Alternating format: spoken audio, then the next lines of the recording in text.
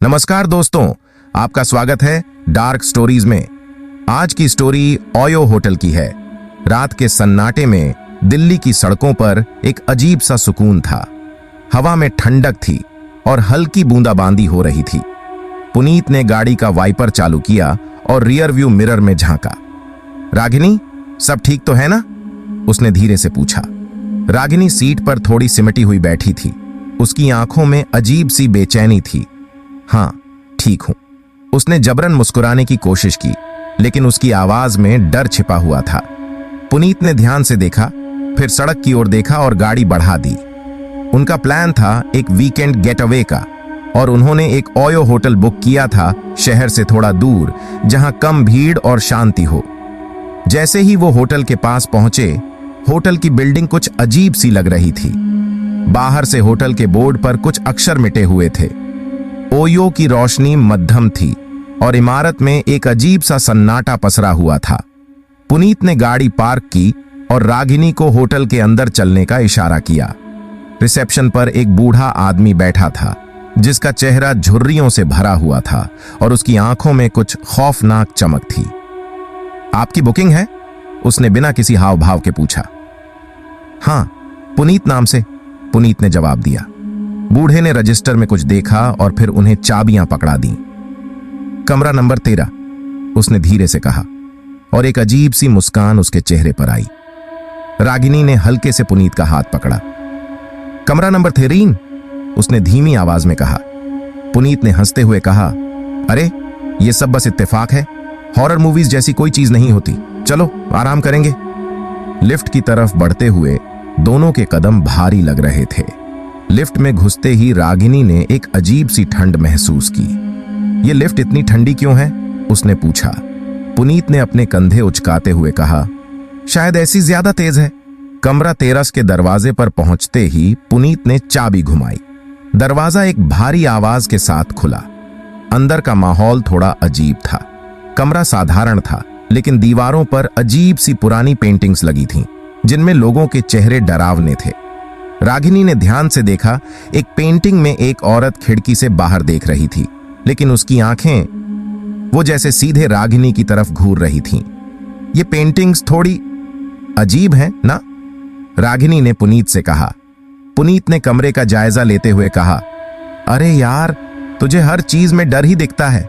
चल चाय मंगाते हैं, फ्रेश हो जाते हैं। कमरे में घुसते ही पुनीत ने बैग्स नीचे रखे और चाय ऑर्डर की। रागिनी ने बिस्तर पर बैठने की कोशिश की, लेकिन जैसे ही उसने बिस्तर के पास पैर रखा, उसे लगा कि कोई उसके पैर को हल्के से छू रहा है। वो तुरंत पीछे हट गई। पुनीत, मुझे कुछ अजीब सा महसूस हो रहा है, उसने घबराते हुए कहा। पुनीत ने उसकी ओर देखा, फिर बिस्तर के नीचे झांक कर देखा। कुछ नहीं है यार, तू ज्यादा सोच रही है, उसने कहा, लेकिन उसके शब्दों में भी थोड़ा संशय था। चाय आई और उन्होंने थोड़ी राहत महसूस की, लेकिन जैसे जैसे रात बढ़ी, कमरे का माहौल और डरावना होता गया। खिड़की से हवा के साथ अजीब सी सरसराहट आ रही थी, और वो पेंटिंग्स जैसे उनकी निगाहें दोनों का पीछा कर रही थीं। रात के करीब 1 बजे अचानक बाथरूम का दरवाजा अपने आप खुल गया। रागिनी और पुनीत दोनों चौंक गए। तूने दरवाजा बंद किया था ना? रागिनी ने कांपते हुए पूछा। पुनीत ने हां में सिर हिलाया, लेकिन उसकी आंखों में भी अब डर साफ दिख रहा था। पुनीत धीरे से उठा और बाथरूम की तरफ बढ़ा। उसने लाइट ऑन की, लेकिन अंदर कुछ भी नहीं था। शायद हवा से खुल गया होगा, उसने खुद को समझाते हुए कहा। लेकिन जैसे ही उसने दरवाजा बंद किया, एक ठंडी हवा का झोंका उसके चेहरे से टकराया और उसे लगा जैसे कोई उसके पीछे खड़ा है। उसने मुड़कर देखा, लेकिन वहां कुछ नहीं था। कमरे में लौटते ही उसने देखा कि रागिनी अब भी घबराई हुई थी। पुनीत, ये जगह सही नहीं लग रही, हमें यहां से निकलना चाहिए, उसने आग्रह किया। पुनीत ने थोड़ी देर सोचा, फिर कहा, सुबह होते ही निकलते हैं, अभी रात में कहां जाएंगे? लेकिन उनकी नींद पूरी तरह गायब हो चुकी थी। कमरे में एक अजीब सा खौफ फैला हुआ था। कमरे में बैठे हुए पुनीत और रागिनी दोनों को अजीब सी घबराहट हो रही थी।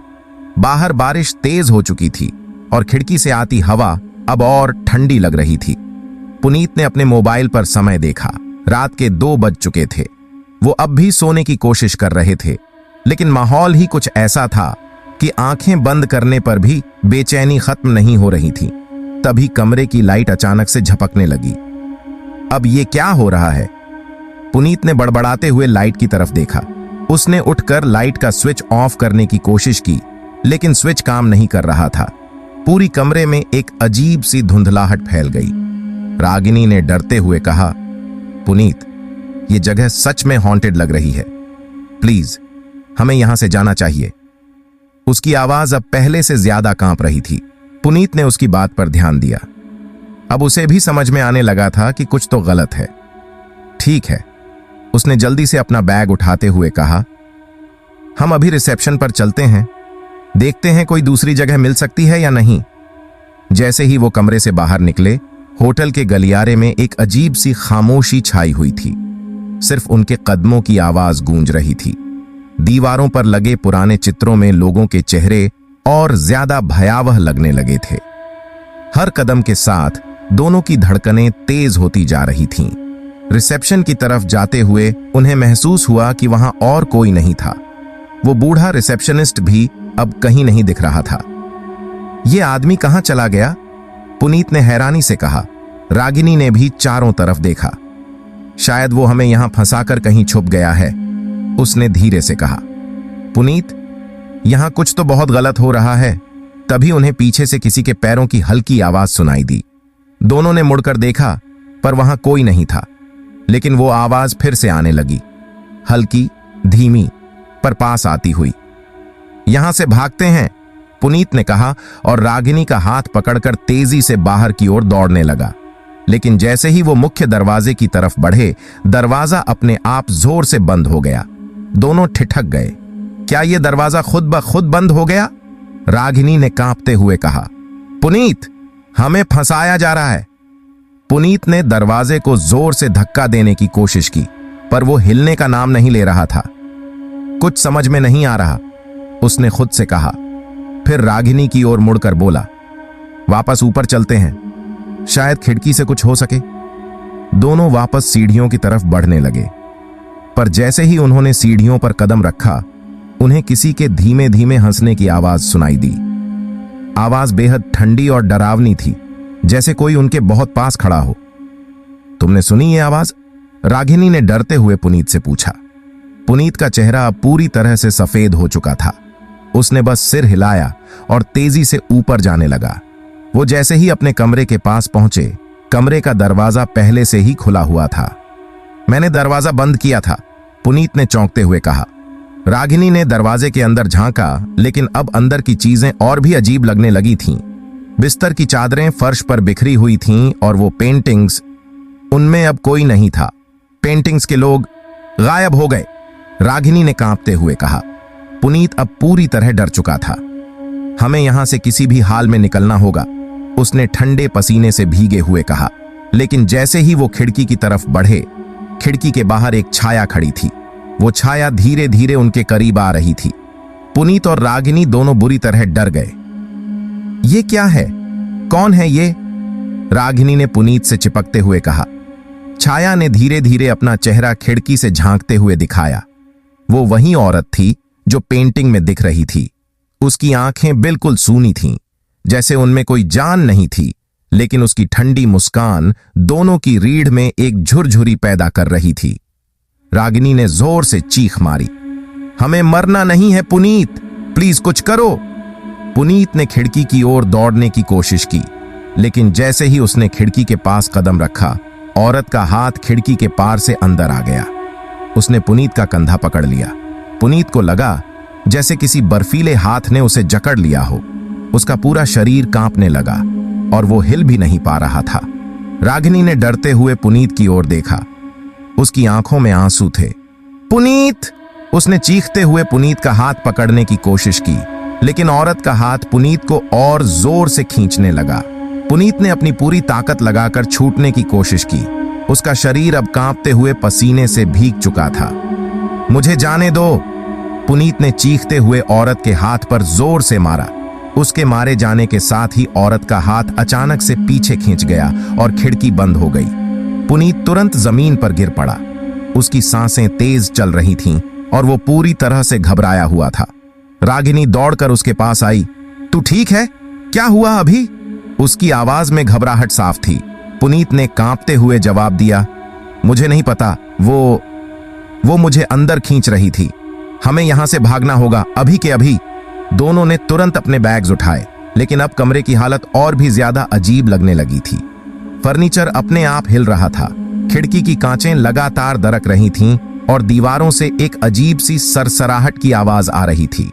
पुनीत ने तेजी से कमरे के दरवाजे की ओर बढ़ते हुए कहा, हम लिफ्ट के बजाय सीढ़ियों से नीचे जाएंगे, जल्दी चलो। दोनों तेजी से दरवाजे की तरफ भागे और सीढ़ियों की ओर दौड़ पड़े।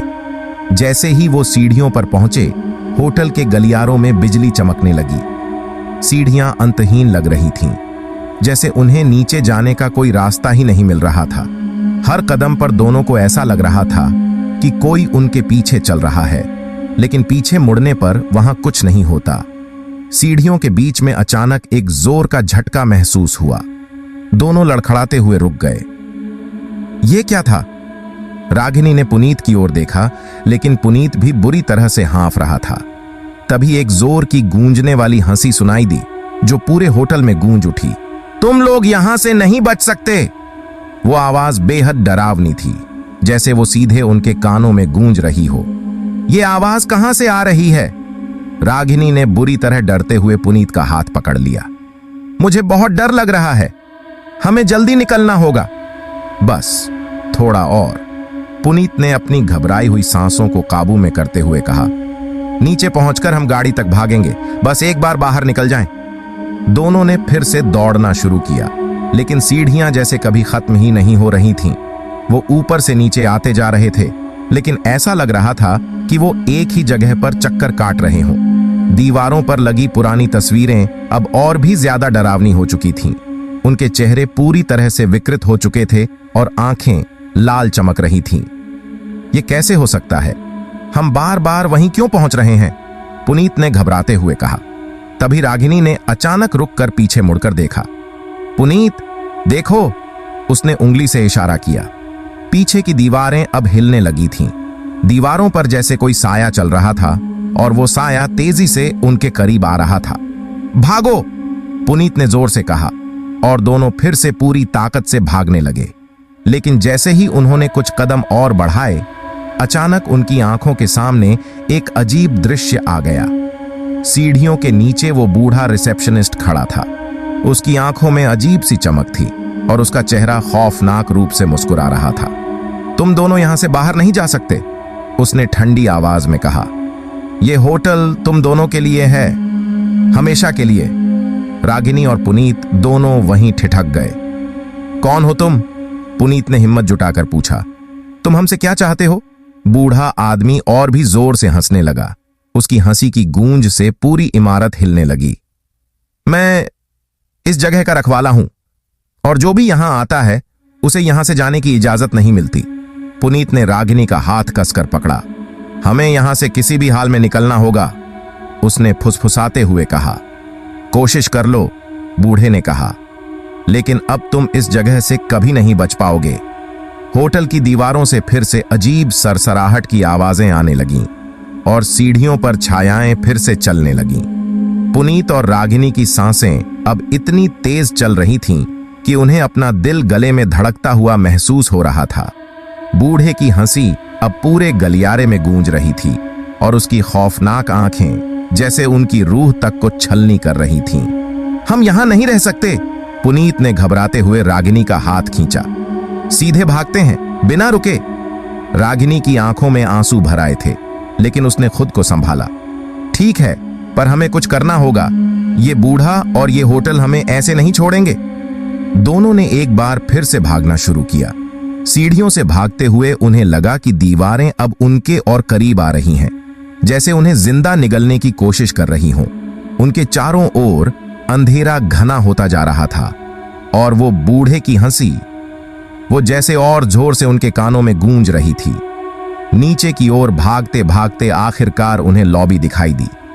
बाहर का दरवाजा अब साफ दिख रहा था, लेकिन उस दरवाजे के पास बूढ़ा आदमी फिर से खड़ा था। उसके चेहरे पर वही विकृत मुस्कान थी। तुम लोग यहां से नहीं जा सकते? उसने फिर से वही ठंडी आवाज में कहा। उसकी आंखों की चमक अब और तेज हो चुकी थी, जैसे वो उन्हें वहीं जकड़ लेना चाहता हो। पुनीत ने रागिनी की ओर देखा और फिर बिना कुछ सोचे सीधे दरवाजे की तरफ दौड़ पड़ा।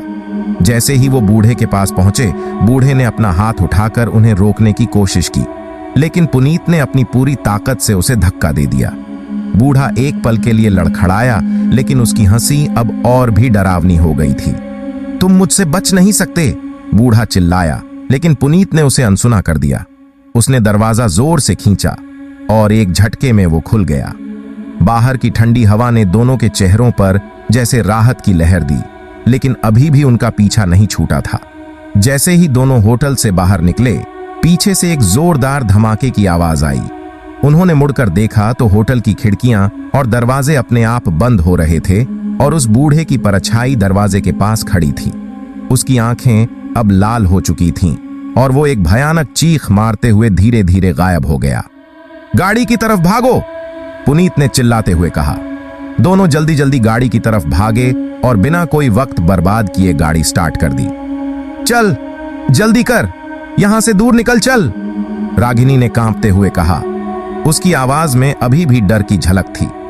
पुनीत ने गाड़ी तेजी से सड़क पर दौड़ा दी। होटल अब पीछे छूट रहा था और दोनों की सांसें थोड़ी सामान्य हो रही थीं, लेकिन उनकी दिल की धड़कन अभी भी इतनी तेज थी कि उसे महसूस किया जा सकता था। सड़क अब सुनसान थी और गाड़ी के शीशे से बारिश की बूंदें लगातार गिर रही थीं। पुनीत ने पीछे मुड़कर होटल की तरफ एक आखिरी नजर डाली। होटल अब अंधेरे में डूब चुका था, लेकिन उसे ऐसा लग रहा था कि वो जगह अभी भी उन दोनों को देख रही है, जैसे वो उनकी वापसी का इंतजार कर रही हो। हम बच गए? रागिनी ने धड़कते दिल से पूछा। पुनीत ने एक लंबी सांस ली। शायद हाँ, लेकिन मुझे नहीं पता कि ये सब क्या था। वो बूढ़ा, वो जगह, ये सब कुछ एक बुरे सपने जैसा था। रागिनी ने धीरे से पुनीत का हाथ पकड़ा। मुझे अब यहां से बहुत दूर जाना है, मुझे कभी वापस नहीं आना। पुनीत ने उसकी ओर देखा और गाड़ी की स्पीड और बढ़ा दी। दोनों अब खामोश थे, लेकिन उस खामोशी में अभी भी उस रात का खौफ गूंज रहा था।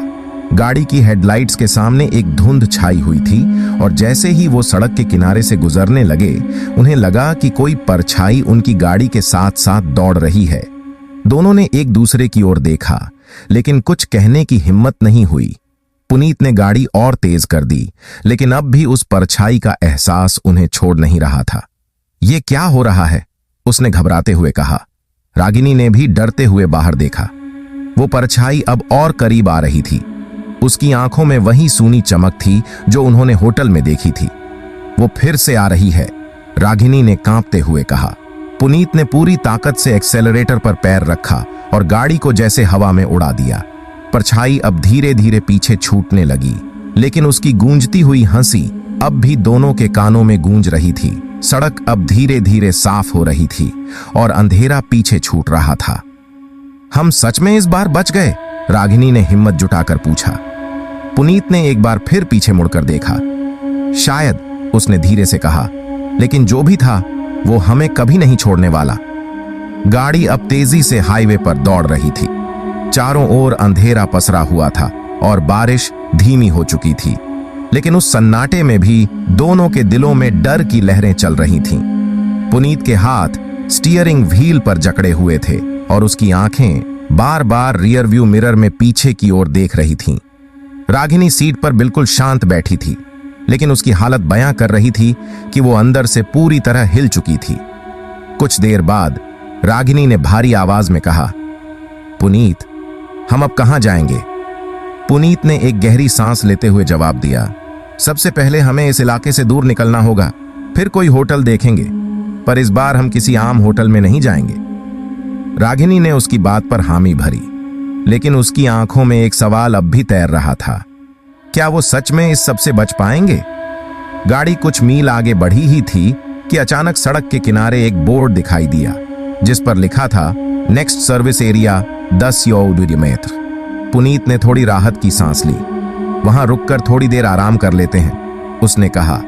शायद हमें कुछ और सोचने का वक्त मिल जाए। रागिनी चुप रही। उसकी आंखें अब भी उस भयानक रात के खौफ में कैद थीं। वो जितनी कोशिश करती उतना ही उस बूढ़े आदमी का चेहरा उसकी आंखों के सामने आ जाता।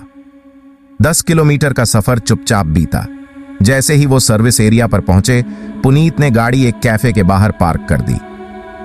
चल अंदर चलते हैं, पुनीत ने कहा।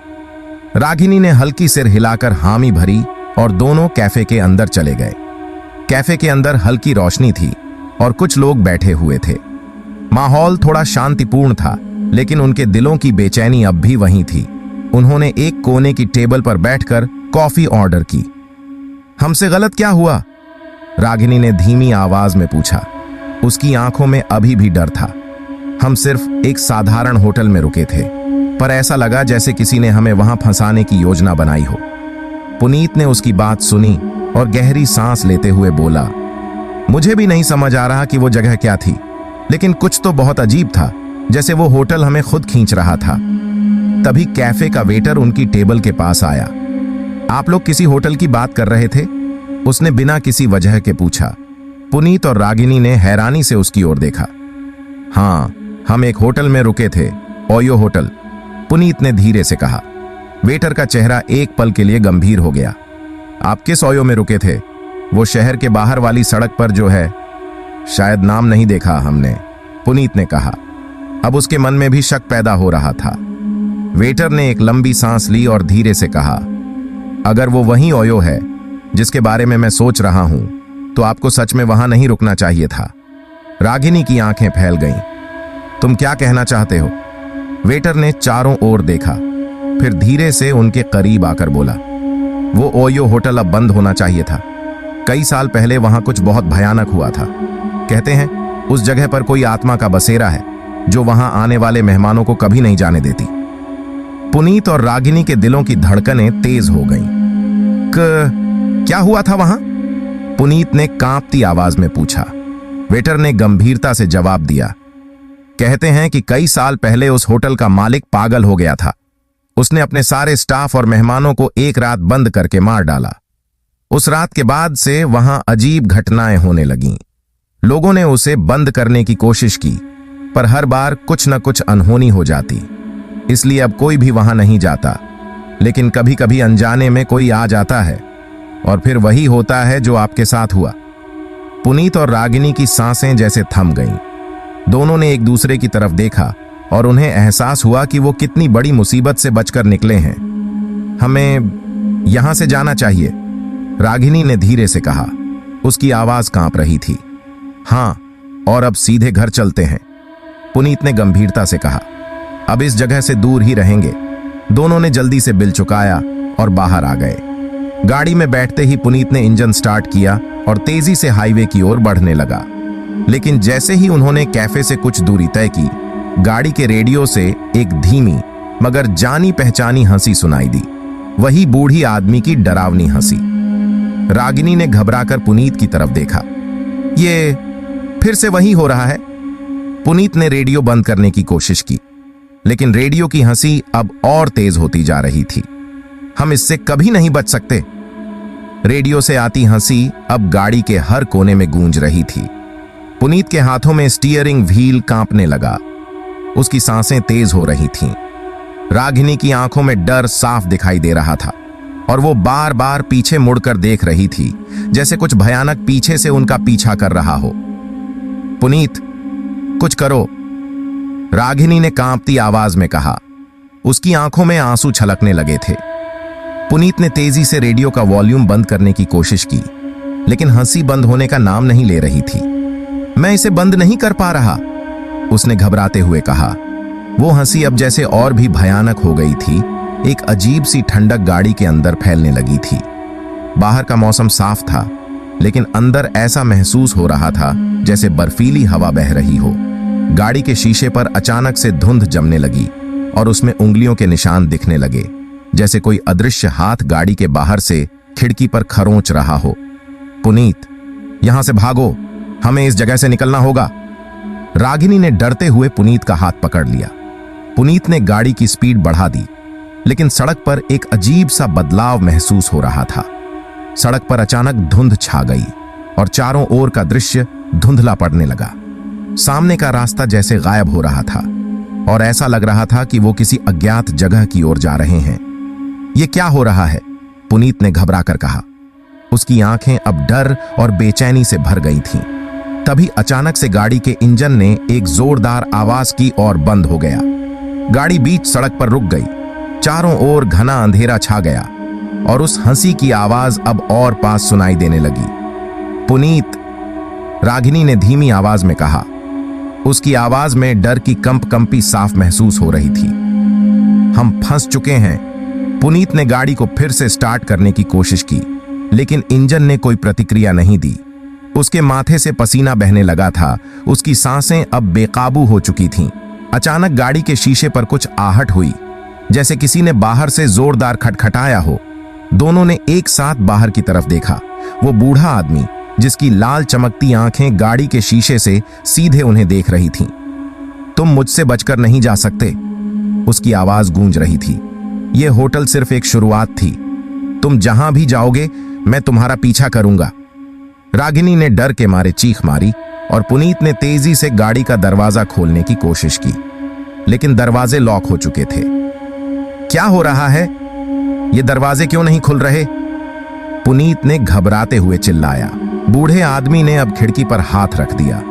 उसकी उंगलियां लंबी और पतली थीं और उसके हाथ से खून टपक रहा था। वो धीरे धीरे खिड़की पर अपनी उंगलियों से खरोंच मारने लगा, जिससे खिड़की पर गहरे निशान बनने लगे। तुम नहीं बच सकते, उसने ठंडी आवाज में कहा। उसकी आंखें अब और भयानक लग रही थीं, जैसे वो उन दोनों की आत्मा को खींचने की कोशिश कर रहा हो। पुनीत और रागिनी ने एक दूसरे की तरफ देखा। उन्हें अब अपनी मौत सामने दिखाई दे रही थी। तभी अचानक से गाड़ी के अंदर की लाइट्स झपकने लगीं और हर तरफ एक भयानक सन्नाटा छा गया। फिर जैसे किसी ने पुनीत के दिमाग में एक झटका मारा हो, उसे एक विचार आया। रागिनी, हमें इस गाड़ी से बाहर निकलना होगा। कोई और रास्ता ढूंढते हैं। रागिनी ने उसकी तरफ देखा। उसकी आंखों में थोड़ी सी उम्मीद जग गई। लेकिन कैसे? दरवाजे बंद हैं। पीछे की सीट से ट्रंक खोलने की कोशिश करते हैं, पुनीत ने तेजी से पीछे मुड़ते हुए कहा। उसने ट्रंक खोलने की कोशिश की और किसी तरह वो खुल गया। जल्दी, पीछे से निकलते हैं। दोनों ने हिम्मत जुटाई और किसी तरह ट्रंक से बाहर निकले। बाहर की ठंडी हवा ने उनके चेहरे पर हल्की राहत दी, लेकिन उन्हें एहसास था कि खतरा अब भी बहुत करीब है। बूढ़े आदमी की आवाज अब भी गूंज रही थी। तुम नहीं बच सकते, मैं हर जगह हूं। पुनीत और रागिनी ने बिना रुके दौड़ना शुरू किया। वो तेजी से अंधेरी सड़क के किनारे भागने लगे, बिना ये जाने कि वो कहां जा रहे हैं। बस एक ही ख्याल उनके दिमाग में था, इस जगह से जितनी दूर हो सके भाग जाओ।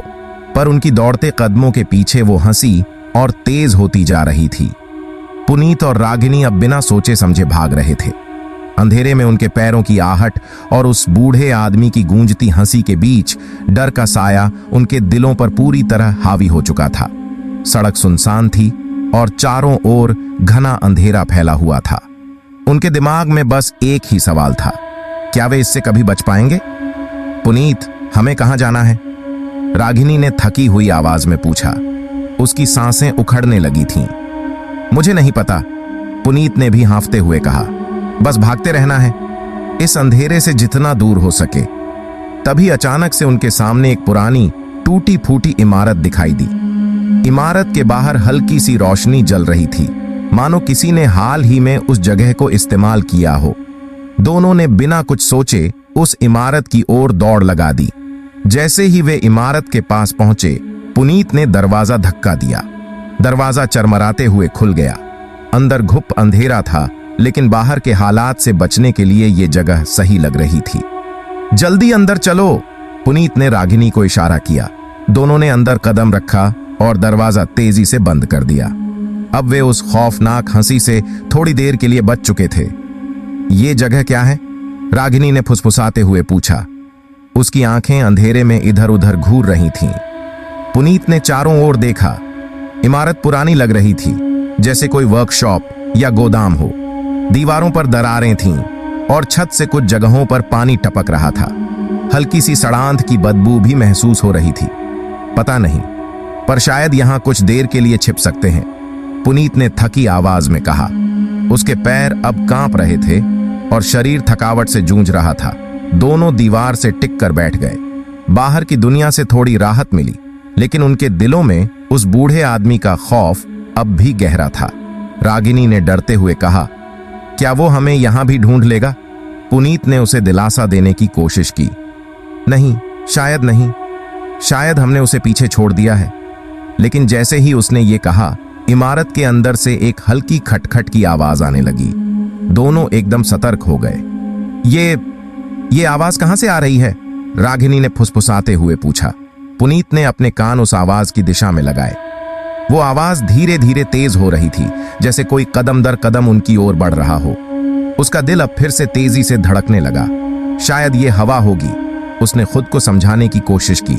लेकिन तभी एक जोरदार धमाके की आवाज हुई और इमारत के अंदर की एक खिड़की का शीशा अचानक से टूट गया। दोनों ने झट से खिड़की की ओर देखा। वहां कोई नहीं था, लेकिन अजीब सी ठंडक अंदर फैलने लगी थी। पुनीत, हम यहां सुरक्षित नहीं हैं, रागिनी ने डरते हुए कहा। मुझे भी ऐसा ही लग रहा है, पुनीत ने सहमति जताई। हमें इस जगह से भी निकलना होगा। दोनों ने एक दूसरे की तरफ देखा और तुरंत उठ खड़े हुए। उन्होंने इमारत का पिछला दरवाजा ढूंढने की कोशिश की। दरवाजा वहां था, लेकिन उसमें जंग लगी हुई थी। पुनीत ने उसे खोलने की कोशिश की, लेकिन वो हिला भी नहीं। यह दरवाजा बंद है, पुनीत ने झल्लाकर कहा। कोई दूसरा रास्ता ढूंढते हैं। रागिनी ने भी आसपास देखा, लेकिन हर दिशा अंधेरे में डूबी हुई थी। तभी अचानक से उन्हें फिर से वो हंसी सुनाई दी, वो ही बूढ़ी आदमी की खौफनाक हंसी जो गाड़ी में सुनाई दी थी। वो यहां है, रागिनी ने कांपती आवाज में कहा। उसकी आंखें डर से फैल गई थीं, और तभी दरवाजे पर जोरदार खटखटाहट हुई। दोनों एक साथ दरवाजे की ओर घूरने लगे। दरवाजा जैसे ही जोर से हिलने लगा, वो बूढ़ा आदमी अपनी भयानक आंखों और विकृत चेहरे के साथ दरवाजे के शीशे के पीछे दिखाई देने लगा।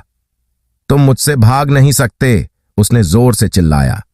उसकी आवाज इतनी भयानक थी कि जैसे उनके दिलों को छेद कर रही हो। उसकी लाल आंखें और विकृत चेहरा फिर से सामने आ गया था, और इस बार वो दरवाजे पर जोर जोर से हाथ मार रहा था, जैसे वो उसे तोड़कर अंदर आने की कोशिश कर रहा हो। पुनीत और रागिनी अब पूरी तरह से डर में डूब चुके थे।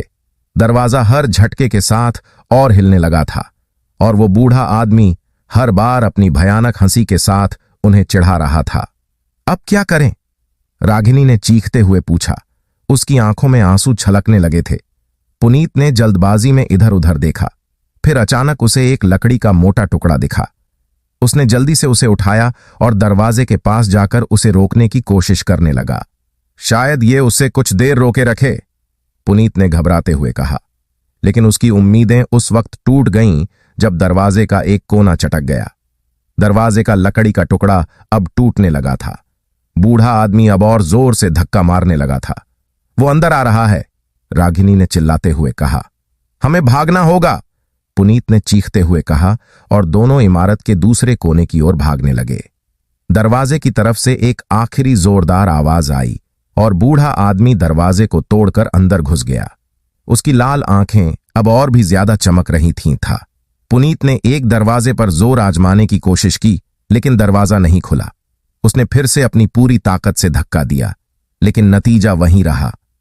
ये दरवाजे नहीं खुलेंगे, उसने घबराहट में कहा। तभी उन्हें एक खिड़की दिखाई दी जो बाहर की तरफ खुल रही थी। खिड़की से बाहर अंधेरा और धुंध भरी हवा महसूस हो रही थी, लेकिन नीचे जमीन दिख रही थी। रागिनी, खिड़की से कूदना होगा, पुनीत ने कहा। उसकी आवाज में डर और बेचैनी थी, लेकिन वो जानता था कि ये आखिरी रास्ता हो सकता है। क्या तुम पागल हो गए हो? इतनी ऊंचाई से कूदने पर हम मर सकते हैं, रागिनी ने घबराते हुए कहा। अगर यहां रुके तो हम यकीनन मर जाएंगे। पुनीत ने उसकी तरफ गंभीरता से देखा। अब कोई और रास्ता नहीं है। नीचे से बूढ़े आदमी की नजदीक आती आहट और तेज हो गई थी। पुनीत और रागिनी ने सकरी गली में बिना रुके दौड़ना शुरू किया। चारों तरफ अंधेरा और सन्नाटा पसरा हुआ था, लेकिन उसके पीछे गूंजती बूढ़े आदमी की हंसी ने उनके दिलों में खौफ भर दिया था। वह हमारे पीछे अब भी है, रागिनी ने हांफते हुए कहा। उसकी आवाज कांप रही थी। गली का रास्ता तंग और सकरा था, दोनों ओर ऊंची दीवारों थीं। उसकी हर एक आहट के साथ उसे बूढ़े की खौफनाक हंसी पास आती जा रही थी। गली का अंत दिखने लगा था, पर जब वह वहां पहुंचे तो सामने एक बंद दरवाजा दिखाई दिया। लोहे का दरवाजा जंग खाया हुआ और बहुत भारी था। पुनीत ने दरवाजा खोलने की कोशिश की, लेकिन वह खोल नहीं पाया। उसकी धड़कनें और तेज हो गईं। तभी गली की दूसरी तरफ से वह बुढ़ा आदमी दिखाई दिया। उसकी आंखें लाल और भयानक चमक रही थीं। उसका चेहरा घाव से भरा हुआ था और उसकी आवाज आत्माओं को भी कब आने वाली थी। बूढ़ा आदमी और उनके करीब आ चुका था। वह अपनी उंगलियां दीवाल में घसीट रहा था। बुढ़ा आदमी अब और करीब आ गया था। उसने ने खुद को मजबूत किया और अपने चारों ओर कुछ ढूंढने लगा जिससे वह लड़ सके। तभी उसकी नजर एक टूटे हुए लोहे की छड़ पर पड़ी जो दीवार के सामने खड़ी हुई थी। उसने झट से उसे उठाया। उसकी आंखों में अब भी डर था, लेकिन पुनीत के पास कोई और रास्ता नहीं था। बुढ़ा आदमी अब बिल्कुल सामने आ गया था। उसकी मुस्कान चेहरे पर आ गई थी। उसकी आंखों में भयानक मुस्कान चेहरे पर फली हुई थी। तुम दोनों ने मेरी नींद खराब कर दिया, उसकी सजा तुम्हें मिलेगी। तभी उसकी नजर एक टूटी हुई लोहे के छड़ के पड़ी जो दीवार के किनारे पर पड़ी हुई थी। उसकी आंखों में अभी डर था। बड़ा आदमी अब बिल्कुल उसके सामने आ चुका था। उसकी मुस्कान चेहरे पर फैली हुई थी। पुनीत ने पूरी ताकत से बूढ़े पर वार किया। छड़ उसके छाती पर पड़ी, लेकिन बुढ़ा हंस पड़ा। बूढ़ा ने पीछे हटने की वजह हंस पड़ा। उसकी हंसी पहले से ज्यादा खौफनाक हो गई थी, लेकिन कुछ अजीब हुआ। जहां छड़ लगी थी वहां बूढ़े आदमी केसरी से धुआं उठने लगा। उसकी हंसी अचानक से थम गई और उसकी आंखें लाल कुछ पल के लिए धुंधली हो गईं। पुनीत ने फिर से वार किया। इस बार और ज्यादा ताकत से छठ बूढ़े आदमी के सीने के आर पार हो गई और वह जमीन पर पड़ गया। उसके शरीर से निकलने वाला धुआं और तेज हो गया और उसकी आंखों की लाल चमक धीरे धीरे बुझने लगी। कुछ ही पलों में वह आदमी धुआं में बदल गया। पुनीत और रागिनी ने कुछ देर तक चुपचाप खड़े रहकर एक दूसरे को देखा। उनके दिलों की धड़कनें अब भी तेज चल रही थीं। बूढ़े आदमी के गायब होने के बाद पूरे माहौल में एक अजीब सा सन्नाटा छा गया था। उस खौफनाक हंसी की गूंज अब शांत हो चुकी थी, पर डर अब भी उनकी आंखों में था। ये सच में खत्म हो गया? रागिनी ने कांपती हुई आवाज में पूछा। पुनीत ने हांफते हुए दीवार का सहारा लिया और सिर हिलाया। शायद, लेकिन मुझे नहीं पता यह सब हुआ कैसे। उसके माथे पर पसीने की बूंदें छलक आई थीं, लेकिन उसकी आंखों में अब भी डर की झलक थी। रागिनी ने धीरे धीरे चारों ओर देखा। हमें यहां से जल्दी निकलना चाहिए, उसने कहा। यह जगह अब भी खतरनाक लग रही है। हां, सही कह रही हो, पुनीत ने सहमति जताई। हमारे पास और वक्त नहीं है। चलो वापस होटल की तरफ चलते हैं। दोनों ने तेजी से उस संकरी गली से निकलने का रास्ता ढूंढना शुरू किया। रास्ते में अंधेरा और ठंडी हवा महसूस हो रही थी, लेकिन इस बार वो डर कुछ कम था। वो बूढ़ा आदमी जो उनके दिलों में खौफ का बीज बो रहा था, अब खत्म हो चुका था, या कम से कम ऐसा लग रहा था। कुछ मिनटों की दौड़ के बाद वे उस गली से बाहर निकलकर सड़क पर आ गए। रात की ठंडी हवा उनके चेहरों पर महसूस हो रही थी। दोनों ने एक गहरी सांस ली, मानो अब जाकर उन्हें सुकून मिला हो। अब क्या करेंगे? रागिनी ने सवाल किया। उसकी आवाज अब कुछ स्थिर लग रही थी, लेकिन डर का असर अभी भी मौजूद था। हमें होटल वापस जाना चाहिए, वहां से सामान लेकर सीधा निकल जाएंगे। अब यहां रुकना सही नहीं है, पुनीत ने जवाब दिया। रागिनी ने हामी भरी। हां, मैं अब एक पल भी इस जगह पर नहीं रुकना चाहती। दोनों ने बिना वक्त गवाए होटल की तरफ कदम बढ़ाए। रात के अंधेरे में वो सुनसान सड़कें जो पहले उन्हें डरावनी लग रही थीं, अब उतनी भयानक नहीं लग रही थीं। शायद इसलिए कि उन्होंने सबसे बड़ा खतरा झेला था और अब बाकी चीजें मामूली महसूस हो रही थीं। जैसे ही वे होटल के करीब पहुंचे, उन्हें वहां का माहौल और भी अजीब लगने लगा। होटल की लाइट्स बंद थीं और चारों तरफ सन्नाटा पसरा हुआ था। ऐसा लग रहा था कि वहां कोई और नहीं है। कुछ ठीक नहीं लग रहा, पुनीत ने धीरे से कहा। उसकी नजरें होटल की बिल्डिंग पर थीं। क्या हम अंदर जाएं? रागिनी ने डरते हुए पूछा। हमें अपनी चीजें तो लेनी ही होंगी, पुनीत ने जवाब दिया। जल्दी अंदर चलते हैं और फिर निकल जाते हैं।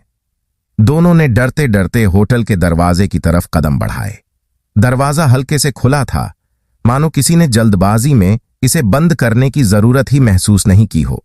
जैसे ही वे अंदर दाखिल हुए, होटल का माहौल और भी खौफनाक महसूस होने लगा।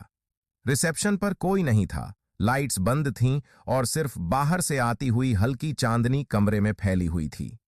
ये जगह तो बिल्कुल बदल गई है, रागिनी ने धीरे से कहा। उसकी आवाज में अब भी डर था। हाँ, मुझे भी कुछ अजीब लग रहा है, पुनीत ने चारों ओर देखते हुए कहा। हम ऊपर जाकर अपना सामान लेकर जल्दी निकलते हैं।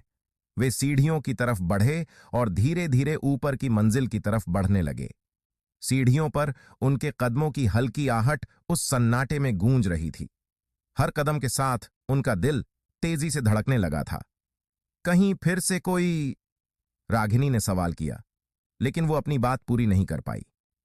चुप रहो, बस जल्दी करो, पुनीत ने उसे बीच में ही रोकते हुए कहा। वो नहीं चाहता था कि कोई और डर उनके ऊपर हावी हो जाए। जब वे अपने कमरे के पास पहुंचे तो दरवाजा खुला हुआ था। अंदर अंधेरा था और माहौल में एक अजीब सी ठंडक थी। क्या हमने दरवाजा खुला छोड़ा था?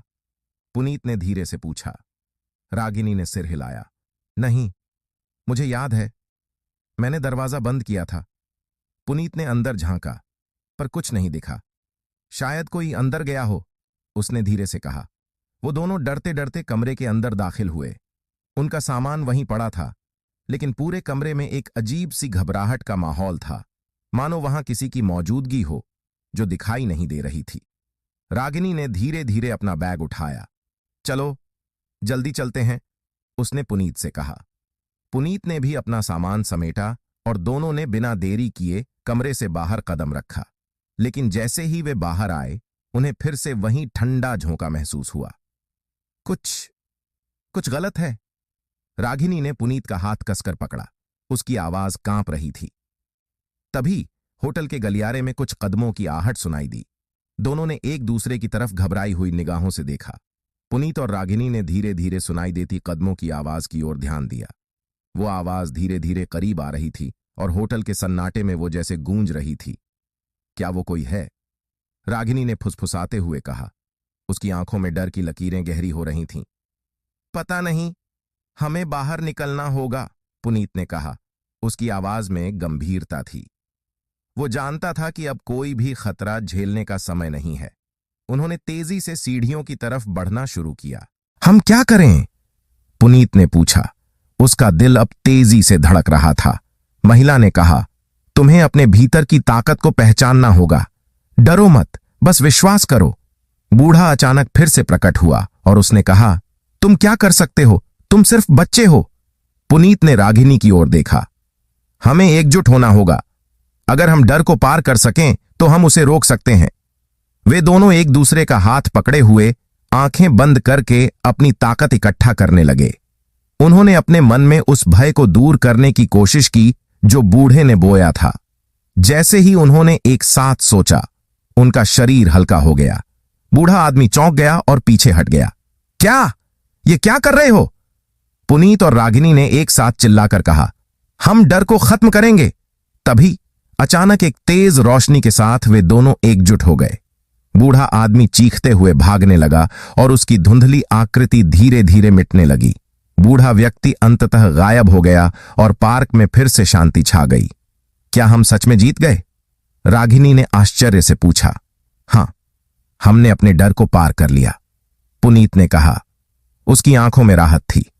जब वे पार्क से बाहर निकले तो उन्हें महसूस हुआ कि उन्होंने केवल एक लड़ाई नहीं लड़ी थी, बल्कि अपने भीतर के डर को भी मात दी थी।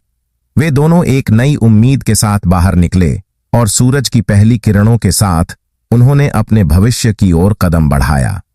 इस बार उन्हें पता था कि एक दूसरे का साथ हमेशा उन्हें मजबूत बनाएगा। इस बार डर का साया पीछे रह गया था और उनके दिलों में आत्मविश्वास की एक नई चमक थी।